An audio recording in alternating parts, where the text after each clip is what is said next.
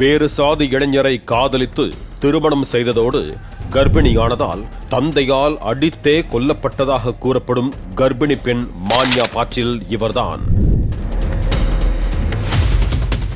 கர்நாடக மாநிலம் தார்வாட் மாவட்டம் ஹூபள்ளி தாலுகாவின் இனாம் வீரப்பூர் கிராமத்தைச் சேர்ந்தவர் பிரகாஷ் கவுடா பாட்டீல். இவரது மகள் மான்யா பாட்டீல்.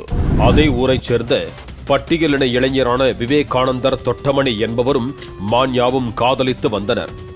இவர்களது காதலுக்கு மான்யாவின் தந்தை மற்றும் உறவினர்கள் கடும் எதிர்ப்பு தெரிவித்தனர்.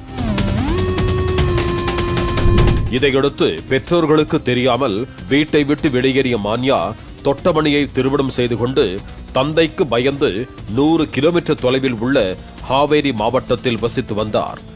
சில மாதங்கள் கடந்த நிலையில் 6 மாத கர்ப்பிணியான மான்யாவை அழைத்துக் கொண்டு தொட்டமணி தன் தாய் தந்தையை பார்ப்பதற்காக கடந்த 8ஆம் தேதி சொந்த ஊருக்கு திரும்பினார். இந்த தகவல் அறிந்ததும் தனது மகளை கௌரவ கொலை செய்ய திட்டமிட்ட பிரகாஷ் கவுடா பாட்டீல் தங்கள் உறவினர்களுடன் சேர்ந்து திட்டமிட்டு கடந்த ஞாயிற்றுக்கிழமை தொட்டமணியின் வீட்டுக்கு சென்றிருக்கிறார்கள்.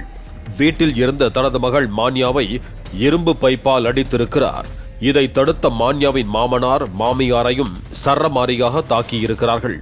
இதில் கர்ப்பிணியான மான்யாவை அவரது தந்தை பிரகாஷ் கவுடா கடுமையாக தாக்கியதில் இரத்தப்போக்கு ஏற்பட்டது. அவரை சிகிச்சைக்காக மருத்துவமனையில் சேர்த்த நிலையில் அவர் பரிதாபமாக உயிரிழந்தார். காயமடைந்த இருவர் அரசு மருத்துவமனையில் சிகிச்சைக்காக அனுமதிக்கப்பட்டனர்.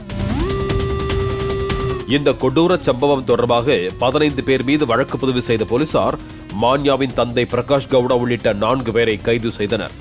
தனது மகள் தன்னை ஏமாற்றிவிட்டு வேறு சாதி இளைஞரை காதல் திருமணம் செய்து கொண்டதாலும் அவளது வயிற்றில் வேறு சாதி இளைஞரின் குழந்தை வளரக்கூடாது என்பதற்காகவும் கர்ப்பிணி என்றும் பாராமல் மகளை அடித்தே கொன்றதாக பிரகாஷ் கவுடா வாக்குமூலம் அளித்ததாக போலீசார் தெரிவித்தனர். பாலிமர் செய்திகளுக்காக பெங்களூரு செய்தியாளர் வாசு.